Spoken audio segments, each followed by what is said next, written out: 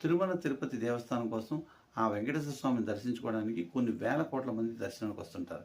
కాబట్టి ఇక్కడ చిన్న ఘోరం జరిగింది. లడ్డూలో కల్తీ జరిగింది. చేప నూనె, గొడ్డు మాంసం నూనె నుంచి లడ్డూలు తయారు చేశారంటున్నారు టీడీపీ పార్టీ. అయితే ఇది నిజమా కాదా అని చెప్పి గుజరాత్ శాంపిల్స్ పంపిస్తే ఇది నిజమని తేలింది. కాబట్టి 320 రూపాయలకి ఎవరైనా ఒరిజినల్ నెయ్యి ఇస్తారా అని చెప్పి ఆ పార్టీ నేతలు ఆరోపించారు.